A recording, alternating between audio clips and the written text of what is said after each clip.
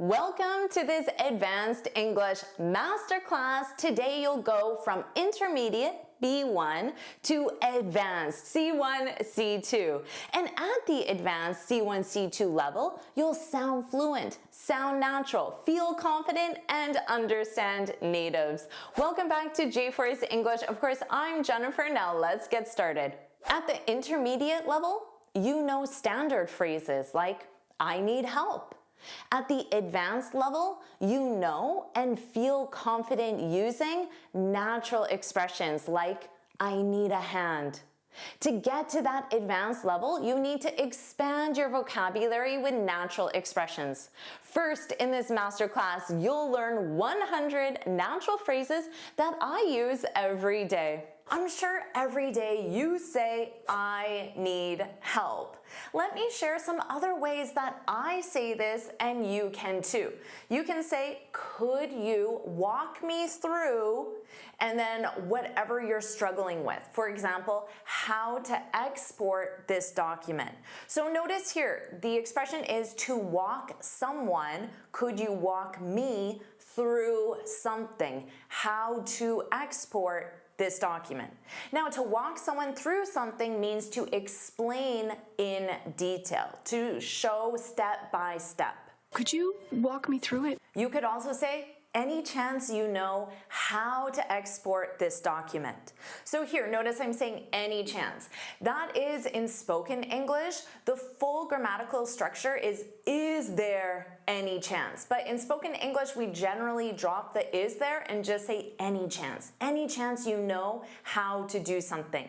Or you can say, would you mind? Notice you need the gerund. Would you mind showing me how to export this document? Let's try this right now. Would you mind commenting, let's go, let's go, let's go in the comments, because it would really help me. And this is another way of saying, I need help. Would you mind? Would you mind commenting? Let's go in the comments. I love this one. Do you have a sec? A sec is short for second, so a short period of time. Do you have a sec to help me out? So notice I'm using to help me out. And then if you want to specify the something, you can say with this document. So let's try this one too. Do you have a sec to help me out by liking this video? It will only take a second, so like this video. And don't worry about taking notes because I summarize everything in a free lesson PDF. You can find the link in the description. I'm sure every day you say, I don't understand. You can say, I don't get. I don't get, and then how to export this document if you want to use that. Get means understand in this context. This is a great one. I'm having trouble. This is in the present continuous because it's taking place now. This is a gerund expression. I'm having trouble exporting the document. You can also use the preposition with. I'm having trouble with, and then something, a noun. I'm having trouble with the document. I'm still having trouble with English. How about this one? I'm not entirely clear on how to export this document. So notice, entirely intensifies it. I'm not entirely clear on how to export this document. Or you can simply say, I'm struggling. Again, in the present continuous, it's happening now. I'm struggling, infinitive. I'm struggling to understand this, whatever that is. Every day you probably say, I need more time. You can also say, I'm not going to make the deadline. Native speakers love using make as a replacement to achieve or obtain. In this case, achieve the deadline. I'm not going to make the deadline. You could say, we need to push back, which means postpone the deadline. So you can use the phrasal verb push back, or you can use the verb postpone. You can say, I'm running behind. Now you run behind on something. I'm running behind on the project. Again, the present continuous is taking place now. How about this one? We need to buy some time with the client. Do you know what this means? Buy some time. This is like saying we need to stall or delay the client so we can create more time. That's buying more time. You create the time. I just needed to buy some time. I'm sure every day you say, I'm really busy. You can say that. You can also say, I'm swamped. Notice that pronunciation, that ED is a soft T. I'm swamped. And you need the verb to be. It's to be swamped. I am swamped right now. I was swamped yesterday. Now you can continue on and say with the project or because of. If you use because, you also need that preposition of. I'm swamped because of the project. You can say the project is taking up all my time. So here, the phrasal verb to take up means to consume, use, or occupy, and notice it's in the present continuous because it's taking place now. I love this one. My schedule or my calendar is jam-packed this week. Natives love saying this, jam-packed. And notice that packed, a soft T at the end, packed. Now the jam is optional. You can simply say packed, which means very busy. Adding jam makes it sound more natural and also intensifies it. Well, her schedule is pretty packed. You can say things are really hectic right now. So simply using hectic instead of busy to give you a more advanced alternative. Repeat after me, hectic. Hectic. And you can modify that by saying really hectic right now. Are you enjoying this lesson? If you are, then I want to tell you about the Finally Fluent Academy. This is my premium training program where we study native English speakers from TV, movies, YouTube, and the news so you can improve your listening skills of fast English, expand your vocabulary with natural expressions, and learn advanced grammar easily. Plus, you'll have me as your personal coach. You can look in the description for the link to learn more, or you can go to my website and click on Finally Fluent Academy. Now let's continue with our lesson. I'm sure every day you say, what's your opinion? You can say, what's your take on this? Now, if the topic is obvious, you can just say, oh, I think AI is a really positive development. What's your take? Or you can simply add, what's your take on this being the topic of AI. What is your take on this? To sound a little more advanced and professional, you can say, what's your perspective? What's your view, point of view, or viewpoint? So many different alternatives. And again, you can say on this or not. It's optional. You could say more casually, how do you see this? I see this as being a positive thing, but what about you? How do you see this? Now, to answer, just remember those preposition differences because you would say, in my opinion, or you would say, from my perspective, from my viewpoint. So get those prepositions right. Now, every day you might say, especially if you're a parent, that's not a good idea. You can say, I'm not sure about that. This is a more indirect, it adds some doubt around it. And you can also say, I'm not too sure about that to make it sound less severe, more indirect. In a more professional setting, you can say, I have some concerns about something about the conference, or you could say, I have some reservations, or I have some doubts about the conference. You can ask someone, have you thought about? Have you thought about? This is a gerund expression. Have you thought about canceling the conference? I have some reservations about the attendance. Or you can say, before we move forward, which means before we take action, before we move forward, we need to consider, and then something. We need to consider the cost. Hopefully every day you're presented with great ideas and you can say, that's a great idea. Instead, you can say, I can get behind that idea. Now, to get behind something means that you support it. This is a very natural expression. you can say to someone, you're really on to something. If someone is on to something, it means they're moving in the right direction. They're making progress. I really think you're onto something here. Or you can say, that's spot on, that's spot on. Simply, you can say 100%. Now notice native speakers pronounce this as 100, not 100%. It's unstressed, 100%. Native speakers love simply replying with 100%.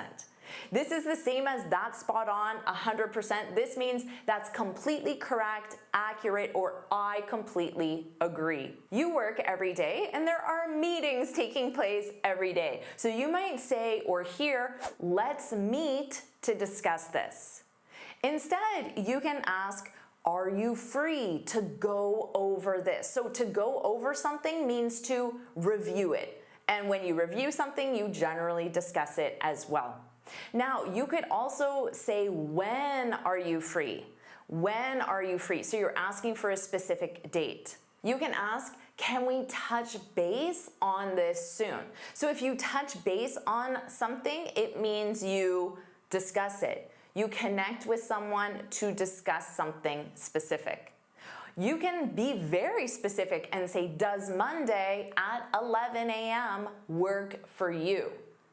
Now you can include the topic and say work for you to discuss this if you want, but that's optional.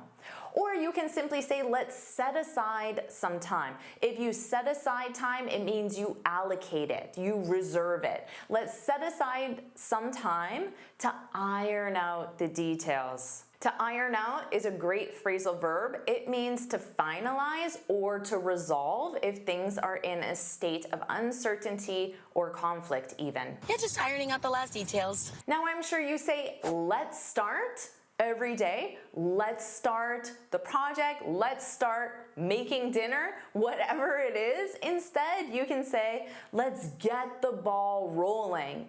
So to get the ball rolling is an idiom that means to start. This is another common idiom, let's hit the ground running. Now, if you hit the ground running, it means you start, but you start with a lot of enthusiasm and energy, so it's a very positive idiom. Or you can simply say, let's do it, let's do it. So someone might ask you, should we start dinner now? And instead of saying, let's start, you can say, let's do it. Let's do it, E. Let's do it.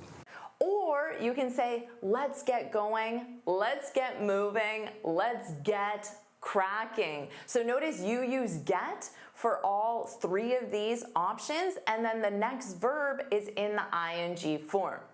Or you can use something that will make you sound very natural in a fun, casual way. You can say, it's go time, which means it's time to start. Every day you may need to cancel plans and say, I can't attend the meeting, the conference, the party, the appointment, whatever it is. Instead, you can say, I can't make. Remember that verb make? In this case, it means attend. I can't make the meeting. Or natives love saying, oh, I can't make it. It representing the meeting or the party or the appointment. You can say, sorry, I have a scheduling conflict. So this means you have another appointment or meeting at the exact same time. It was an unavoidable scheduling conflict. Or you can say, sorry, I'm already booked, which again means you have another meeting at the exact same time. You can say, unfortunately, I have another commitment. That is a more formal and professional way of saying, sorry, I can't make it. Or you can simply state, I'm not free, I'm not available at that time. And you can be specific about the time as well. Instead of saying they work well together, you can say they have a strong rapport. Notice that T is silent. They have a strong rapport or strong relationship. You can say they're close knit. Notice the K is silent. Close knit. And you need the verb to be. They're close knit. Or you can use close knit as an adjective and say they're a team, a close knit team. You could use a different noun, you could say they're a close-knit family, they're a close-knit group of friends, for example. These are close-knit communities. Or you can say they have a positive working relationship, they have a supportive working relationship. You can also say they complement each other. If two things complement each other, it means they go well together, like cookies and a glass of milk. They complement each other. So two people can go well together, they complement each other. So let's talk about greetings and small talk. You need to start using how's it going. This is the greeting in North America. How's it going? How's it going? How's it going? But make sure you get that pronunciation. How's it? Zit. How's it? How's it going? Repeat after me. How's it going? You can also say long time no see. Long time no see. For example, Jennifer, long time no see. I was on vacation, so I couldn't watch your lessons. So you can provide the reason why it's been long time no see. Long time no see. So I hope you're not saying that, because I hope you're watching my lessons every week. If you are, put that's right, put that's right in the comments. How about this one? What have you been up to? Now you can also say lately or recently, but they're optional. What have you been up to? Now, up to means doing. What have you been doing? So this is in the present perfect continuous. This is how you greet someone. How's it going? Long time no see. What have you been up to? You can use all three at the same time. Now, you can also say nice to see you again. Instead of nice, you can say great, lovely, wonderful, or simply good. Good to see you again. Now, notice I didn't use the subject or verb. It is. In spoken English, it's. It's nice to see you again. You can just drop that in casual spoken English. Nice to see you again. Or you can ask someone, how's your day been so far? How's your day been so far? Now, this is the same as how's your day been going so far. We just don't include the verb because it's obvious. Now let's talk about asking about preferences and opinions. Number 6, how does that sound to you? You need to know this one. So for example, how does going on vacation sound to you? So instead of that, you can specify the something and it's a gerund. Or you can use a noun. How does a vacation sound to you? How does that sound? You can ask someone, are you more of a coffee person or a tea person? Now here the structure is, are you more of a noun or noun? Morning person or night person? Stay in person or go out person? Now you don't have to use the word person. A noun could be, are you more of a spender, someone who spends money, or a saver, someone who saves money? How about this? Would you rather? Would you rather? And then you need a base verb. Would you rather stay in or go out? So would you rather base verb or base verb? Would you rather fly or would you rather drive? You can say, would you rather have sushi or pizza? Watch a movie or go dancing? Number 9, how do you feel about that? This is a great one to have. How do you feel about that? How do you feel about that? How do you feel about that? Or number 10, what do you think about that? Now for both 9 and 10, you would use a gerund or a noun. For example, how do you feel about going dancing tonight? Or what do you think about a walk? So a walk is the noun. What do you think about a walk tonight? What do you think about that? Now let's talk about expressing preferences and opinions. Number 11, honestly, I think it's great. Honestly, I think you look great.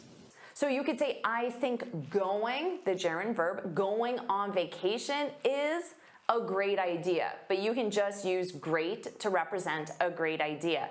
Or number 12, to be honest. To be honest. I'm not a big fan of it.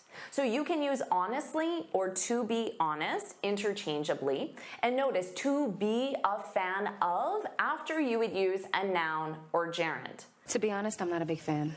Number 13, I use this one every day, is totally your call. If something is your call, it's your decision, so you decide. Totally your call.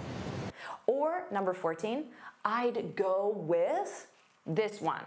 So I would go with, and then in spoken English, I'd go with. This means I would support or I would choose, and then you can specify the noun. Let's go with this one.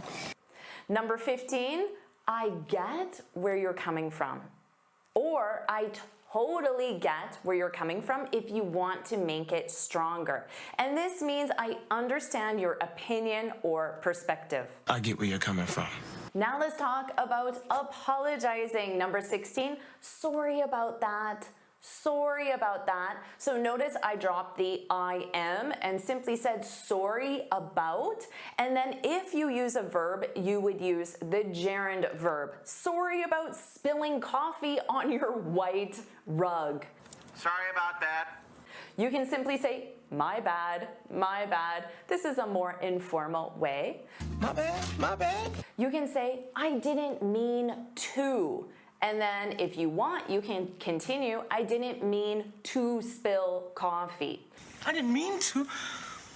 Or number 19, simply a sound, whoops, whoops. That's the sound we make when we do something like spill. Whoops, sorry. Oops, sorry. Or number 20, I love this one, I'll make it up to you. Do you know what this means? I'll make it up to you. This means I'll rectify, so correct, or I'll compensate for this mistake. For example, sorry about spilling coffee on your white rug. I'll make it up to you. So how could I do that? Well, I'll clean it myself, I'll clean your rug, or I'll pay for it to be cleaned. I'll compensate you. I'll make it up to you. I'll make it up to you. I'll make it up to you. I'll make it up to you. Now let's talk about saying thank you. Number 21, thanks a bunch, a bunch. This is a casual and friendly way to say thank you or thank you so much. Thanks a bunch. Number 22, I really appreciate it. So notice here, you don't use the words thank you, it's implied. I really appreciate it. I really appreciate it. Number 23, you're the best, thanks. Or you can just say, you're the best. This is one of my personal favorites. Thank you. You're the BEST best. Number 24, I can't thank you enough. This sounds like a strong thank you. I can't thank you enough. It's like saying thank you very much. And my absolute personal favorite is number 25, you rock. You rock. Just do not say you are rock because the sentence structure is to rock. You rock. You rock. Put that in the comments. You rock. You rock! Let's move on and talk about reacting to news and surprises. Number 26, are you serious? Are you serious? You can also simply say seriously or really. It's seriously? Are you serious? Number 27, no way, no way. Remember, this is news or surprise, so you need to add some enthusiasm. No way. No way, no way, no way. 28, that's unbelievable. That's unbelievable. This is an alternative to saying, I can't believe it. That's unbelievable. That's unbelievable. Number 29, you've got to be kidding me. You've got to be kidding me. You've got to be kidding me. Or number 13, wow, I didn't see that coming. I love this one. Wow, I didn't see that coming. You could also say, no way, I didn't see that coming. Or seriously, I didn't see that coming. And to not see something coming means you were not expecting it. Just know that all of these expressions can be used for positive or negative surprises. It depends on the context. For example, you bought me a new car. That's very positive, right? I just got a new car for free. You bought me a new car. Wow, I didn't see that coming. I didn't expect it. Or how about this? You're breaking up with me? Seriously? You've got to be kidding me. So if you're breaking up with me, it means you're ending our romantic relationship. You've got to be kidding me. So that's a negative. Or how about this? You got fired. I can't believe it. That's terrible. I'm so sorry. Or you got promoted. I can't believe it. That's incredible. Congratulations. So again, it depends on context how you use these. Wow, I didn't see that coming. Now let's talk about making social plans. 31, are you free tonight? So, are you free tonight? Do you want to hang out this weekend?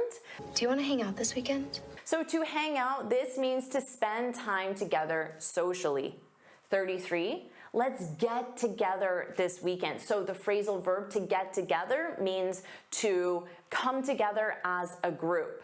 Or how about this? How about we grab coffee after work? So here, grab is an informal way of saying get or have, but it is extremely common. Now, you grab a meal, a food item, or a drink item. For example, let's grab lunch today, a meal. Or are you free to grab a bite? A bite represents food. Are you free to grab a bite tonight? How about we go grab some coffee? Number 35, we need to catch up. Wow. We need to catch up. To catch up, this means to spend time sharing news and information. So I could say, we need to catch up. Are you free tonight? Now let's talk about asking for help. Could you give me a hand with this? Give me a hand with this, Dallas. Or you can say, can you lend me a hand? Now, after with, you would use a noun or a gerund. So you can say could or can. Could is slightly more formal. Could or can you lend or give me a hand with something, dinner, or with doing something, with making dinner? Number 38, do you mind? Notice we need the gerund. Do you mind driving me to the airport? You can also say, would you mind doing, gerund, doing me a favor? Notice that collocation, you do someone a favor. Number 40, I could really use your help. This sounds like a serious request. Hey, could you do me a favor? Would you do me a favor? Now let's talk about offering help. 41, let me know if you need a hand. A hand means help or any help. Just let me know if you need a hand. 42, I'd be happy. I'd be happy to help. I'd be happy to lend you a hand. So notice I would means I'd be happy to lend. So the infinitive, to lend you a hand. I'd be happy to help you. Or you can say, if you need anything, just ask. If you need anything, just ask. I'm here if you need anything. This sounds very inviting. I'm here. I'm here if you need anything, or I'm here if you need me. If you need anything, I'm here, okay? Number 45, don't worry, I've got your back. Don't worry. I got your back. This sounds the most supportive. Don't worry, I've got your back. This means I'm here to support you, I'm here to help you, and it sounds very strong. I've got your back. Let's talk about saying goodbye. You can say bye and then add on take care, or you can just say take care. Take care. You can, of course, say see you later. And again, you can say bye, see you later, take care. You can combine those together. And instead of later, you can be specific. See you soon, see you tomorrow, or even at a specific event or place. See you at the movies. Take care. See you later. See you later. Number 48, have a good one. This is a very casual expression. I hear it a lot with service providers when you're at the grocery store and you leave, they say, have a good one. Have a good one. Now instead of one, you can say day, night, evening, or afternoon. One is generic. It represents all time references. Have a good one. Or 49, talk to you soon, talk to you soon. And then again, instead of soon, you can say later, tomorrow, at the movies, whatever specific time or place. Talk to you soon. And number 50, drive safe. Drive safe. Now this only works if the person is driving, if they are the one behind the steering wheel. If that isn't the case, you would change it to safe travels. So notice drive safe, but if you change it, you say safe travels. And safe travels you can use if the person is driving as well. Drive safe. Amazing job. Now at the intermediate level, you understand your teacher and formal English like the news. At the advanced level, you understand natives on TV, movies, YouTube, and in the real world. So now you'll improve your listening skills so you can understand natives in any situation. Here are your instructions for the entire lesson. First, I'm going to say a sentence 3 times, and you need to write down exactly what you hear word for word in the comments. Next, I'm going to explain exactly what I said, and I'll explain the pronunciation changes that take place in fast English, and I'll explain the expressions that I used as well. Are you ready? Here we go. Looks like we're back to square one. Looks like we're back to square one. Looks like we're back to square one. I said, looks like we're back to square one. Did you get that one? Let's talk about the pronunciation changes. Notice the contraction, were. This is we are as a contraction, were. Now, notice how unstressed my pronunciation is. It sounds like were, not we're, were. This is how native speakers say it at a natural pace. We're back, we're back, we're back. We're back to, this sounds like t in real English, t. We're back to square one. We're back to square one. Now, what does this mean? To be back to square one. Well, square one on a board game is the beginning of a board game. So when you're back to square one, it means you're back to the beginning. And you're back to the beginning, the start, because you tried something and it didn't work. So you had a failed attempt and you have to try again. Looks like we're back to square one. It looks like we have to start again from the beginning because our first attempt failed. Our next listening exercise, I'll say it 3 times. I don't know if we can trust her. She's pretty wishy-washy. I don't know if we can trust her. She's pretty wishy-washy. I don't know if we can trust her. She's pretty wishy-washy. I said, I don't know if we can trust her. She's pretty wishy-washy. First, let's talk about don't know. At a natural pace, this sounds like don't know, I don't know, I don't know, don't know, I don't know.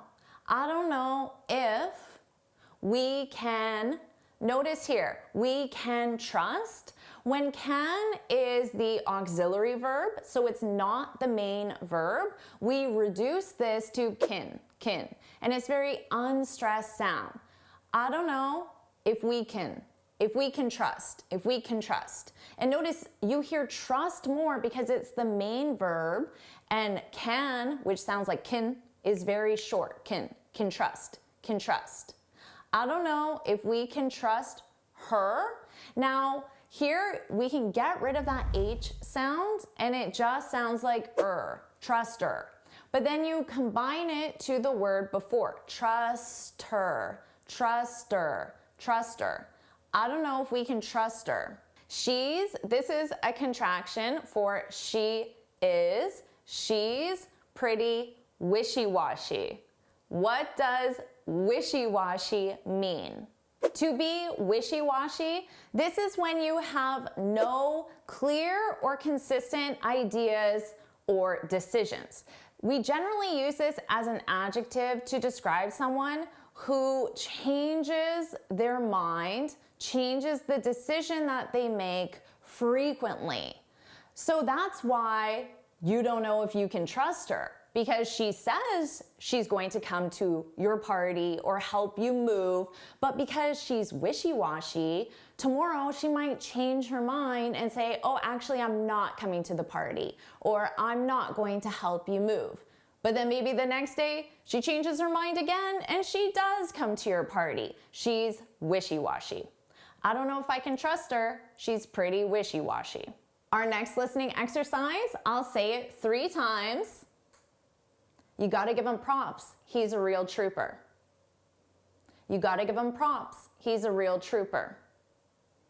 You gotta give him props. He's a real trooper. I said, you got to give him props.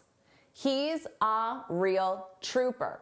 You got to sounds like gotta. You gotta give him. Same thing we saw with her. Get rid of the H and it will sound like im. But you can combine it to the word before. Give 'em, give 'em, give 'em. You gotta give him props. This is a contraction. He's a real trooper. Now, what does this mean? To give someone props, this is when you give someone respect, credit, or recognition. So let's say a coworker of yours gets a really big client. Well, if you want to give your coworker credit or recognition, you could say, oh, we gotta give him props. And then you can celebrate his big achievement. Let's talk about he's a real trooper. When you describe someone as a trooper, to be a trooper, this is someone who perseveres through hardship or difficulty. So they persevere, they keep going, they don't give up, they don't quit, they persevere. And this is why you gotta give him props, because he didn't quit, even though it was difficult, because he's a real trooper. Our next listening exercise, I'll say it 3 times. Our successes and failures were writ large. Our successes and failures were writ large. Our successes and failures were writ large. I said our successes and failures were writ large. Notice our. I did not pronounce this as our. I said R. A very reduced sound, R. Our successes, our successes. Our successes and failures. Here, and, when and comes between 2 nouns or even 2 verbs, we reduce it to n. Our successes and failures. Coffee and tea, successes and failures. Our successes and failures were writ. Did you spell this starting with a R or with a W? The W is silent, just like in the word write. The W is silent. But in spelling, it's there. In pronunciation, it isn't. Writ large. What does writ large mean? This is an adjective that simply means to be very obvious. So our successes and failures were very obvious. Why is that? Perhaps we work for a public company, and when we fail, the general public knows we failed. But also when we succeed, the general public knows we succeeded, because our successes and failures are writ large. They're very obvious. Are you ready for your last listening exercise? I'll say it 3 times. With a few tweaks, it'll be good to go. With a few tweaks, it'll be good to go. With a few tweaks, it'll be good to go. I said, with a few tweaks, it'll be good to go. Did you hear that contraction? It'll. It will sounds like it'll. It's a very soft sound. It's easy to miss that will. It'll be. But without it, the sentence wouldn't be grammatically correct. If I said it be, that isn't correct. It will be. It'll be. It'll be good to go. Just like we saw before, to is a reduced sound, an unstressed sound, to. Good to go, to go, good to go, good to go. What does this mean?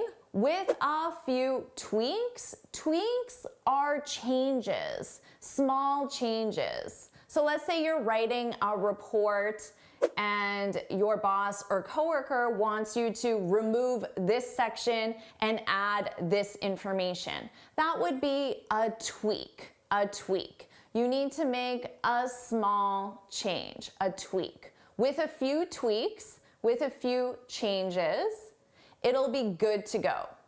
When something is good to go, it means it's ready.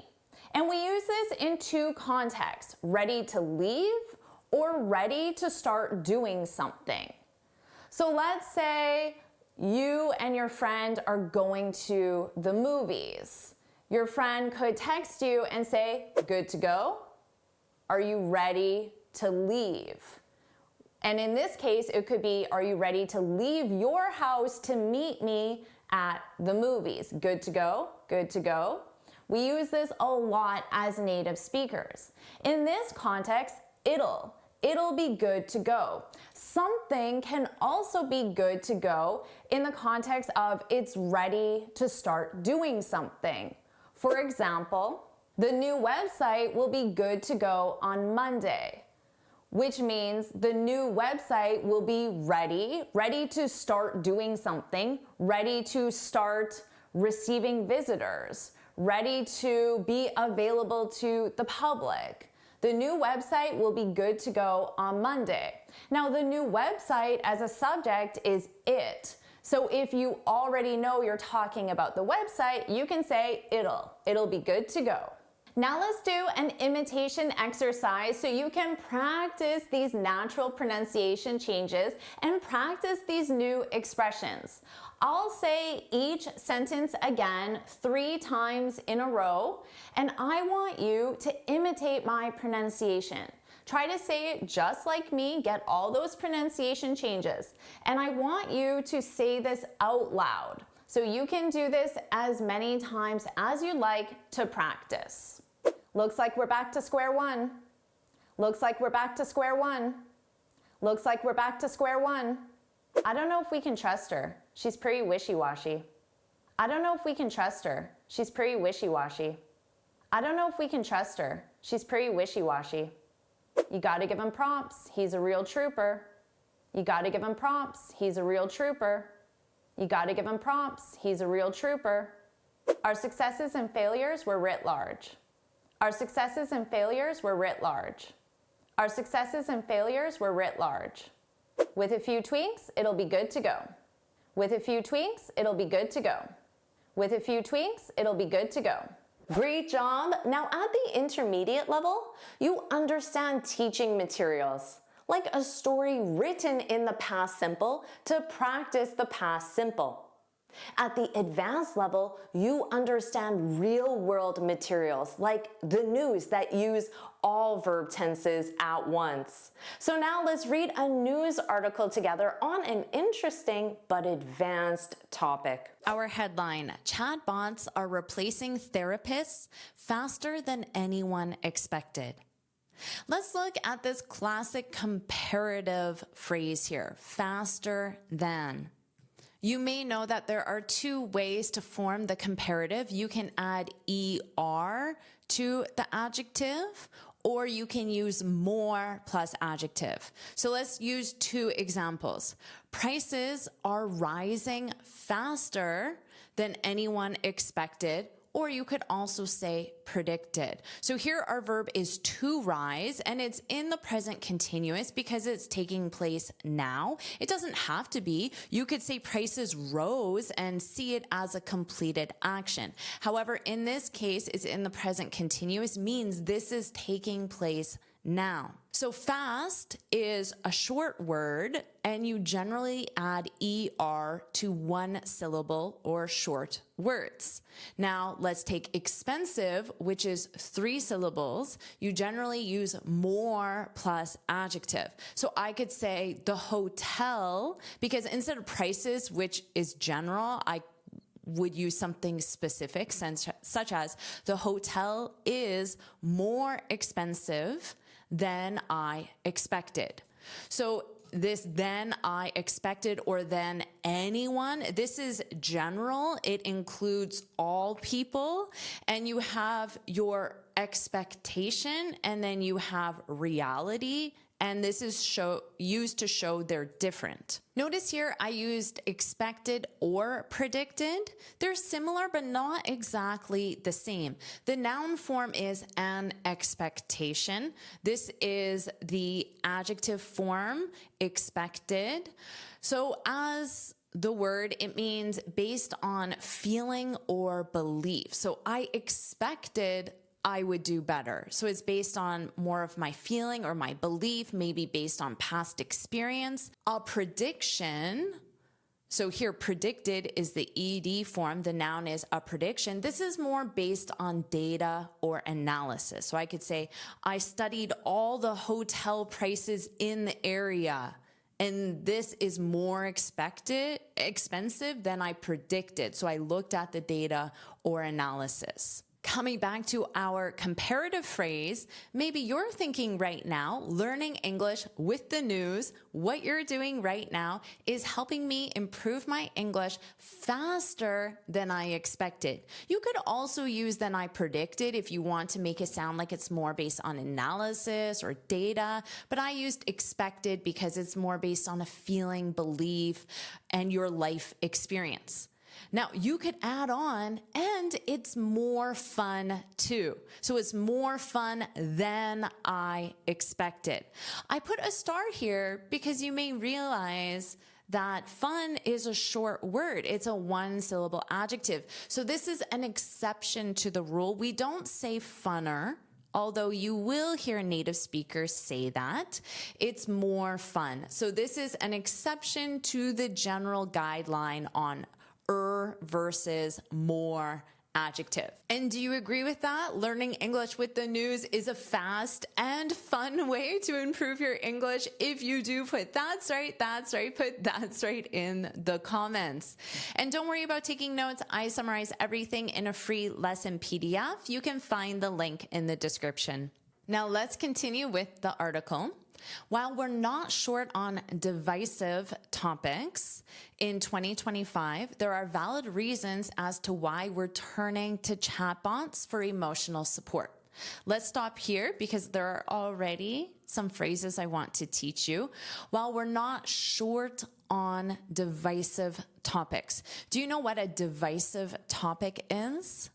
Well, this comes from the word divide. So it's a topic that divides people. So it's controversial or it's a heated topic. People have strong beliefs about it. That would be a divisive topic. Now let's look at the expression to be short on something. In this case, the something is divisive topics, topics that divide people. Now, if you're short on something, it means you have a limited amount or not enough of something. But notice here, this is in the negative. So it's saying we're not limited in the number of topics that divide people. This expression is used in everyday speech in both a casual and professional context. So someone might call you and you say, "Can I call you later? I'm short on time." So you're letting them know you're not able to talk right now because you don't have enough time. Your time is limited. So it's very common to be short on time, money, ideas, patience, many intangible things, and then tangible things as well. While we're not short on divisive topics in 2025, there are valid reasons as to why we're turning to chatbots for emotional support. Let's talk about this: to turn to someone or something. To turn to means you go to someone or something, in this case a chatbot, for help, advice, or support. For example, she turned to her team for support because she was short on time. So she didn't have enough time, she felt overwhelmed, so she relied on her team. She went to her team and said, "I need your help. I need your support. Can you help me? Can you help me complete this project?" She turned to her team. You don't have to include this for support. If you just say she turned to her team because she was short on time, it would be implied that she was going to her team for either support, help, or advice. So if you want to be specific, you can, but you don't even need to include it. So here they were specific. Notice the preposition is for something. So for support. And then what type of support? There could be financial support, but in this case, it's emotional support. So support for your emotional well-being. And why people are also very much against it. So against what? Against turning to chatbots or replacing therapists with chatbots. So notice you can be against something. You're for something, which means you support it, or you're against something, which means you oppose it. Against is a preposition. So if you had the noun form, you would need the gerund verb. Against replacing therapists with chatbots. Now, if you use opposed, which has the same meaning, and you specified the subject, you also have to use to, which is a preposition, so you would still need the ing form. People are also very much opposed to replacing therapists with chatbots. But both of these can be replaced with it because a gerund phrase is conjugated as it. So opposed to it, against it. Now remember, to be against something, you need your verb to be, which is here. The opposite is to be for something, the preposition for. So you need your verb to be because it's to be for something. Some people are for it, for replacing therapists. Now, if you use the word support, you would just say some people support it. The next part of the article is a question. So how willing are you to embrace this new form of therapy? And of course, the new form of therapy is using chatbots instead of a human therapist. And embrace, this sounds like you will accept it and you will willingly accept it. You will enthusiastically accept it. So that would be embrace. Now, in a reply to this how willing, in the highest you can say I'm highly willing or very willing. You could also use extremely. Now you could end it at willing or you could add on to try this. If you're more in the middle, more neutral, you can say, I'm somewhat willing to try this. Now, if you're at the lowest end, you're opposed to it, to make it negative, you would say, I'm not at all willing to try this. This sounds the most negative.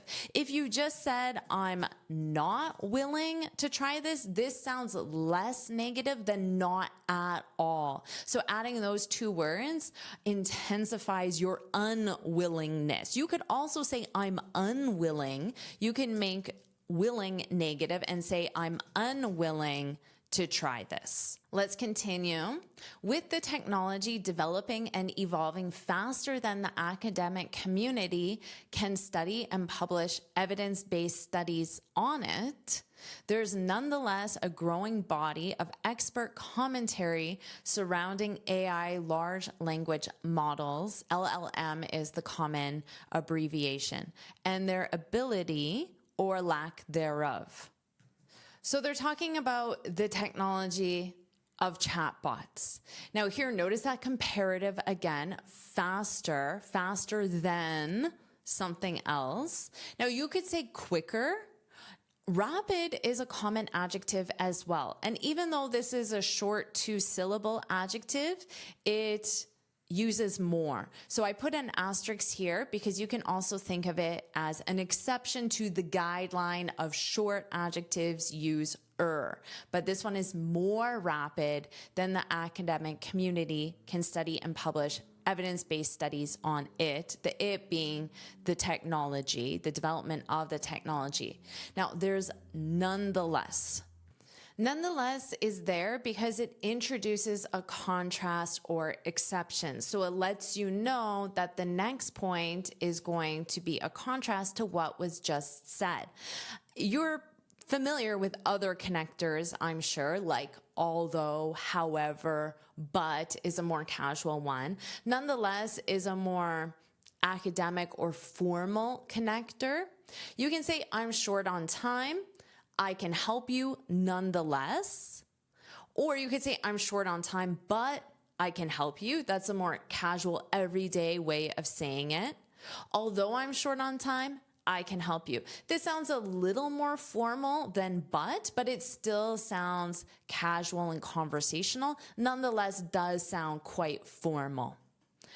There's nonetheless a growing body of expert commentary surrounding AI large language models. So the commentary represents things that people are saying. So it could be they're going on podcasts or the news and verbally saying that large language models can be beneficial for therapy. They're writing it in academic journals and articles. So commentary can be both verbal or written.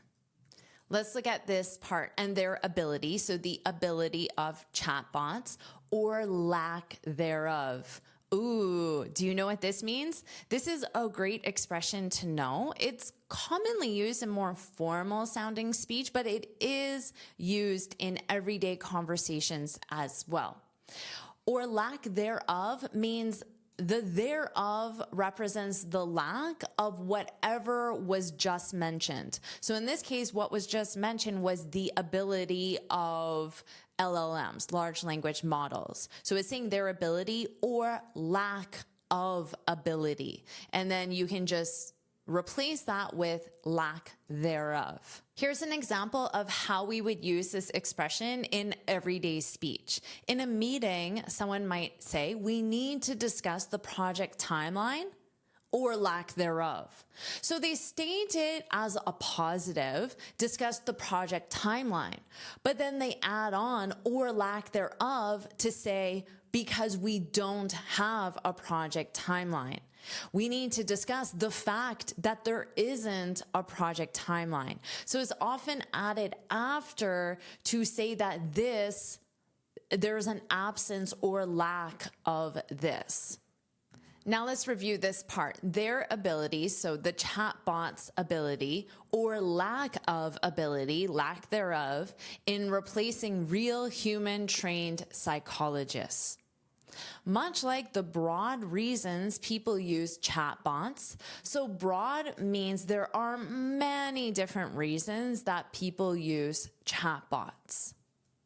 Instead of broad, you could say diverse to mean there are many different reasons, or you could say wide-ranging.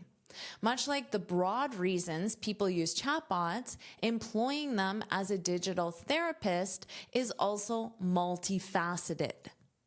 Multifaceted in this context is more of a replacement to broad in the sense that there are many different reasons, but it can also mean many different features or components. So if you describe a chatbot as multifaceted, it sounds like it can do many different things. There are many different features, many different components. So it's another way of saying complex. Now notice here they're using the verb to employ in the ing form, employing them, so chatbots. In this case, employ means use, but it's not interchangeable for the verb use. I wouldn't say I employ my toothbrush every morning.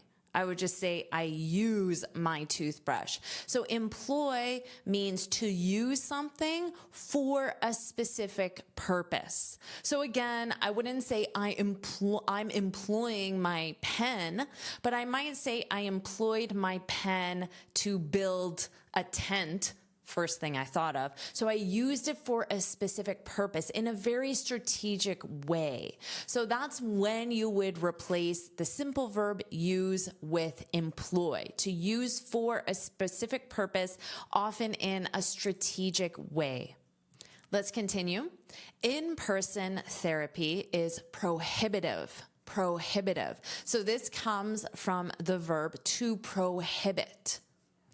As an adjective, it means that it prevents people, and it's usually because of cost. It could be because of the effort involved. It could also be because of the location. So learning English with a native English speaker may be prohibitive in your country or your town because you don't have access to one. So it could be because of location. Now, in-person therapy is prohibitive. Now they're telling you the reason why. Often to the segments of society that need it most. So the segments of society, this is just another way of saying there are certain groups or categories of people within society. A session costs between $100 and $300 US. So notice you say 100 and then after you verbalize the money sign as dollars. And the dollars has an S on it if it's more than one. Not 100, just $1, $2. So everything after $2 has that S on it when you verbalize the money sign. And this is why it's prohibitive. So you can say in-person therapy is prohibitive because of the high cost. Because of the high cost. So that's the reason why. And there's an and here. So we know they're providing an additional reason as to why it's prohibitive. And wait times. So the wait times refers to the time you have to wait for an appointment. Wait times to even see someone, so for an appointment, and hope they're a good fit can be months, something that's worsened following the pandemic. Okay, something, so this can be that is or that has. But I know it's that has worsened following the pandemic because this is an action that started in the past and it has an impact on the present. So it's the present perfect. Instead of saying that has worsened, you could also say that has become worse. Both of them are interchangeable. Now here, notice this is your verb to be. They are a good fit. Now they're talking about to see someone. So to have an appointment with a therapist. So this is the someone and the they represents the therapist. They are a good fit. If someone is a good fit, it means they are ideal for what you want or need. So for a therapist to be a good fit For me, they need to have the style of therapy that I prefer, the skills and experience that I require. They need to have the personality that I get along with, that I prefer. So it depends on many different things, but this is commonly used in a job interview. So you're reviewing resumes and you say, this person isn't a good fit. Maybe they don't have the education, maybe they don't have the experience. Now, maybe the resume, they look like a good fit, you have the interview, and then personality style isn't right. So you can say, they're not a good fit. Now the structure is to be, so that's your verb to be. Don't forget this article. And then you don't have to use good. You can use any adjective. She's a great fit, a perfect fit. She's an ideal fit. She's a terrible fit. She's a horrible fit for the management job. So for, and then a position, a role, or a situation. Let's continue. Online counseling with a human on the other end of the phone or laptop is somewhat more accessible. So remember we use this somewhat with willing. I'm somewhat willing. And remember I told you that makes it sound like more in the middle, more neutral. We had I'm extremely willing, I'm not at all willing, and I'm somewhat willing. So you can use this as a modifier for a choice like accessible. So it's extremely accessible. It's not at all accessible. It's somewhat accessible. So it's in the middle. Now notice here they just ended the clause, somewhat more accessible. Now you could continue on and use than if you wanted to provide the other side of the comparative. Online counseling is somewhat more accessible than in-person counseling. So this is the other part of the comparative. Now, if you didn't have this somewhat and you just said online counseling is more accessible, it sounds like it's a statement of fact. But if you say somewhat more accessible, it's reducing it. Let's continue. But a monthly subscription, so a monthly subscription to access online counseling with a human therapist can be in excess of $400. Remember, we verbalize this with an S. So in excess of means more than, can be more than $400. And that's why they use this modifier somewhat to make it sound less accessible, because remember that word we learned before, prohibitive, paying $400 per month for counseling would be prohibitive to many segments, groups, categories of society, of the population. For many, however, a chatbot offers an outlet for raw, honest discussion. Let's review outlet. An outlet, this represents an opportunity, and it's an opportunity to express thoughts, feelings, emotions. Now, we commonly use this if you're talking to a friend and you're telling them about how difficult things have been at work or at home, and you're just sharing your feelings in a very raw, which means unfiltered or honest, a raw, honest way, you can thank that friend or that colleague, that family member, and say, thanks for being my outlet. So my outlet, you're saying you are my opportunity to just express how I truly feel without thinking about what I'm saying. So that's my outlet. A lot of people use journaling, so writing down their thoughts, feelings, emotions, on a piece of paper or a Word document. So you can say journaling, the activity, is a great outlet,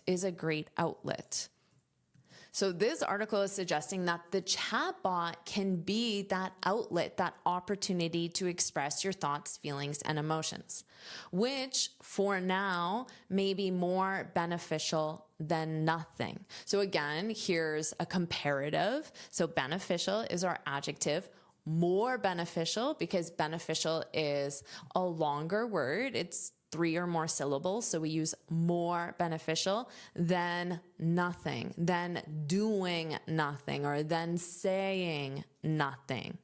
So if you had the choice between keeping all your thoughts and feelings inside or talking to a chatbot may be more beneficial than nothing.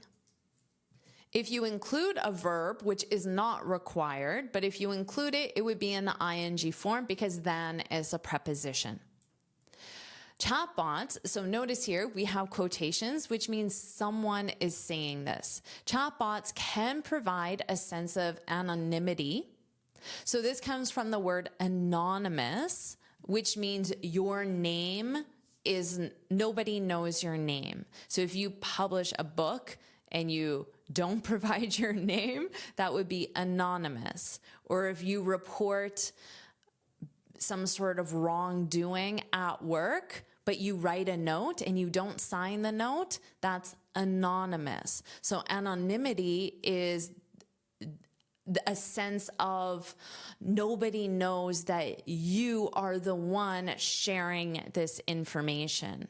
And then confidentiality refers to the fact that that information will not be known outside of the conversation with the chatbot. Chatbots can provide a sense of anonymity and confidentiality, which can foster trust among individuals who may be hesitant to seek in-person help for their mental health concerns. Do you know what this verb means? So this is a verb, foster, to foster. Can is a modal. So after modal verbs, we use the base verb. So that's why you have this in the base verb, foster.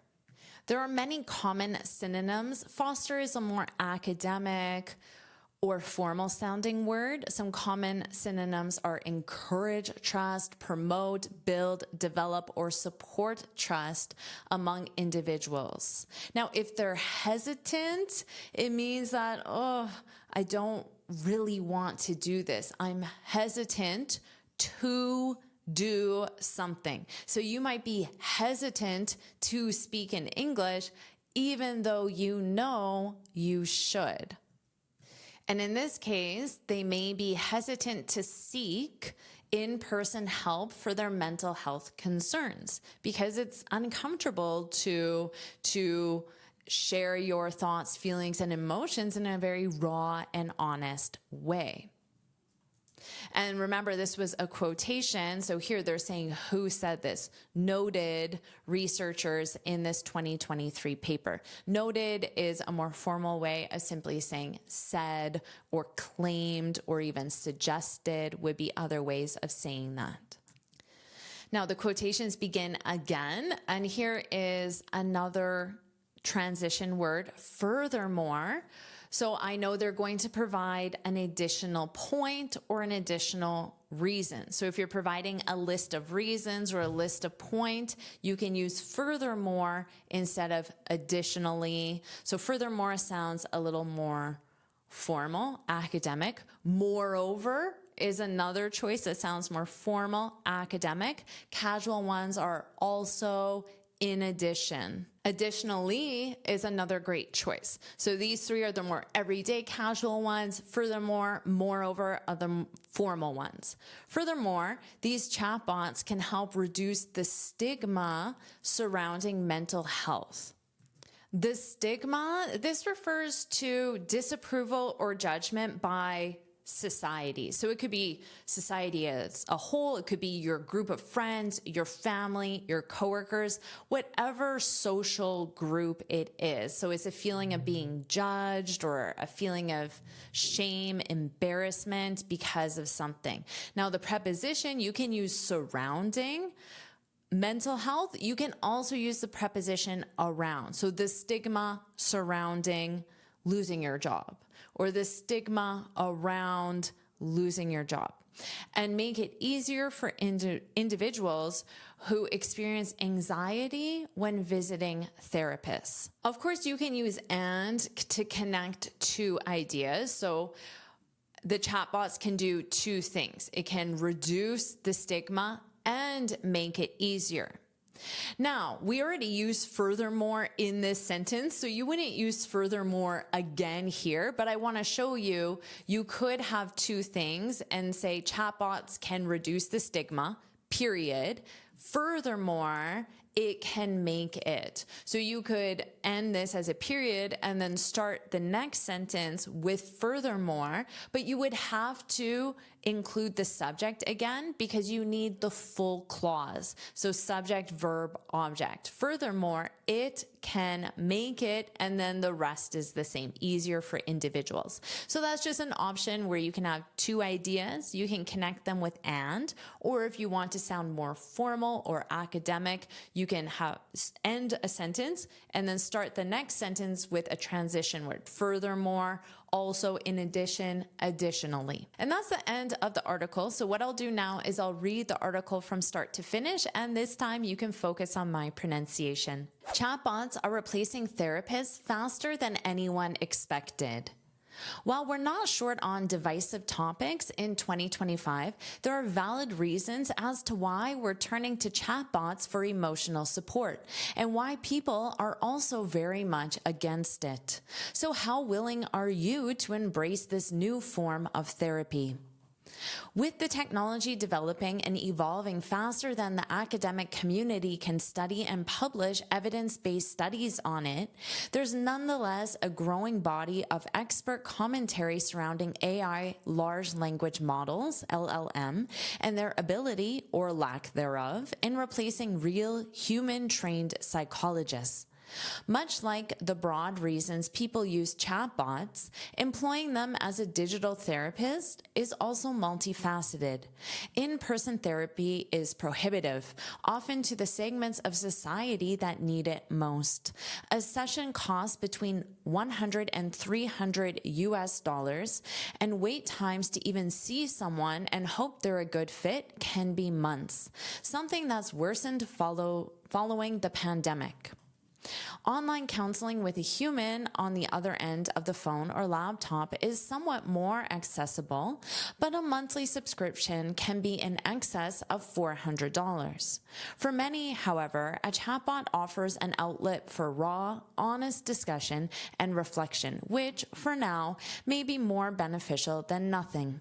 Chatbots can provide a sense of anonymity and confidentiality, which can foster trust among individuals who may be hesitant to seek in-person help for their mental health concerns, noted researchers in this 2023 paper. Furthermore, these chatbots can help reduce the stigma surrounding mental health and make it easier for individuals who experience anxiety when visiting therapists. Wow, think of everything you've already learned. Now you'll get a proven 20-minute per day study plan to help you go or keep going from intermediate to the advanced level. Mistake number 1, focusing on language learner topics. One of the most common mistakes is sticking to beginner level topics like daily routines, hobbies, or favorite foods. These are great at the beginner level to learn the most common English words and grammatical structures, but sticking to these topics won't get you to the advanced level. In the real world, people discuss their work, relationships, opinions, current events, world issues, and personal interests. Imagine you're at a party in the real world. Is anyone going to ask you what time you wake up? At a job interview, will your future boss want to know your favorite foods?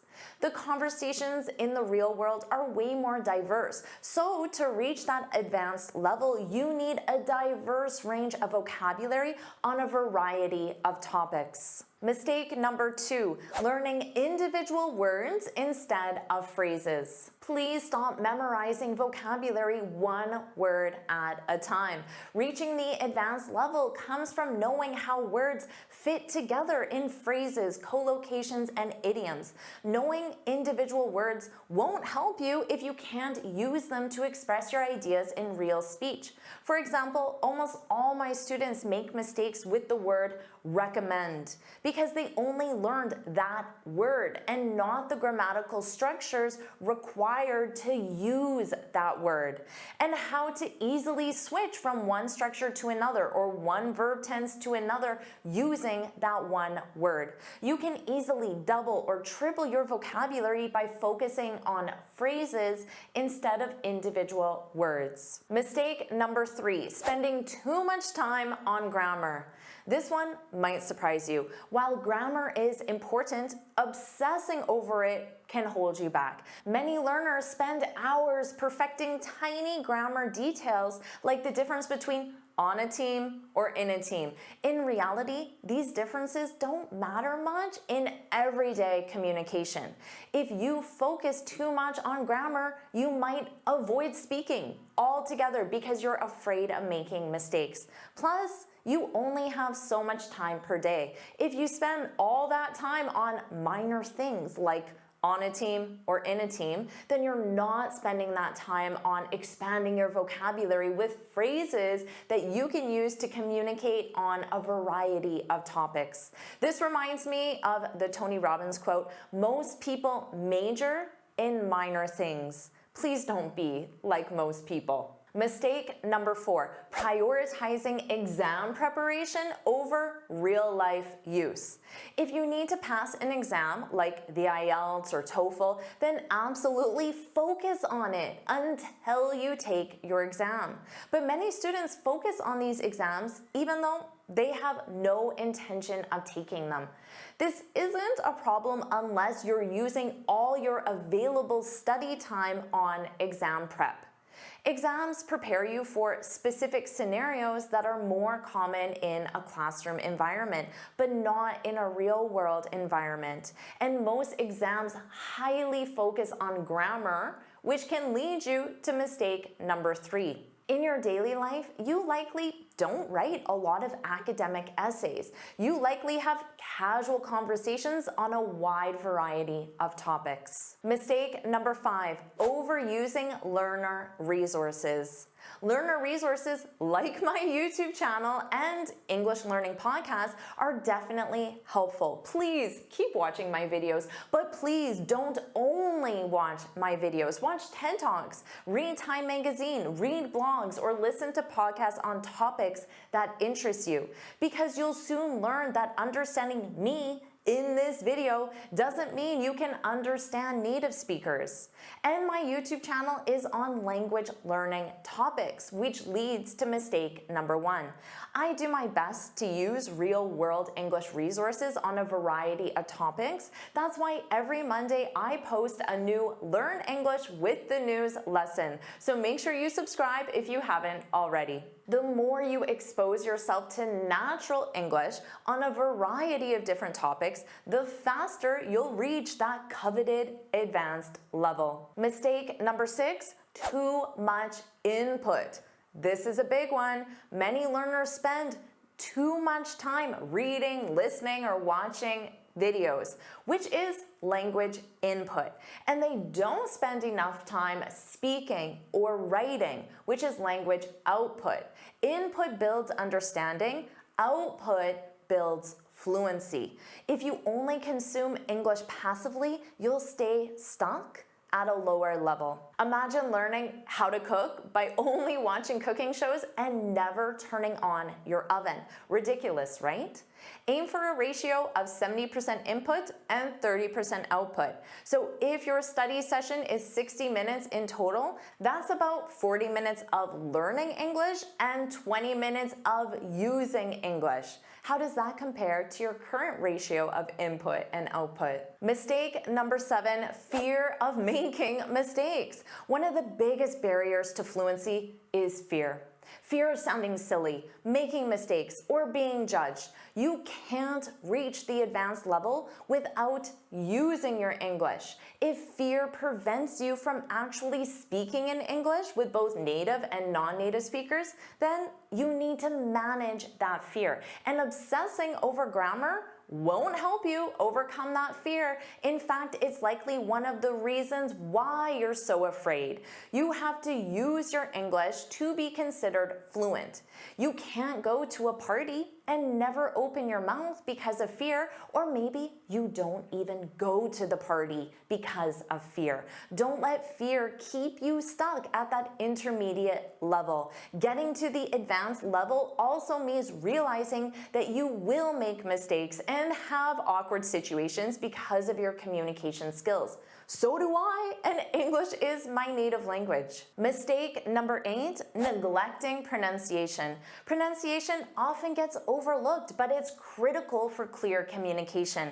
Poor pronunciation can make it harder for others to understand you, even if your vocabulary and grammar are correct. So all that time learning vocabulary and grammar is wasted because you didn't communicate successfully. To improve your pronunciation, you need output, because only getting input doesn't give you the chance to practice and improve your pronunciation. Mistake number 9, ignoring cultural context. Language and culture are inseparable. Without understanding cultural nuances, learners often use English in ways that feel unnatural or inappropriate. Most students think that they should use C1 words in the real world, and that's the secret to sounding fluent and advanced. Most native speakers prefer phrasal verbs, idioms, and more casual speech in most situations. That's a cultural nuance.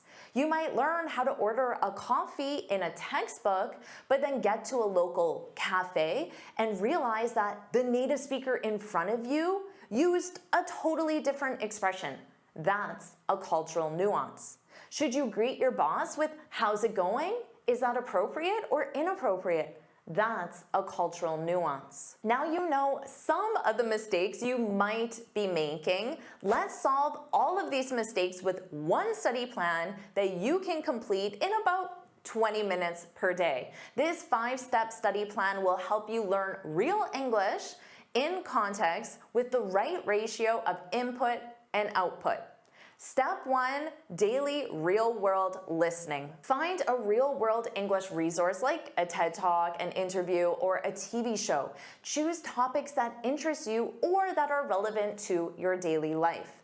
Listen to 5 minutes of that resource. Your goal is to understand the overall idea, not to understand every word.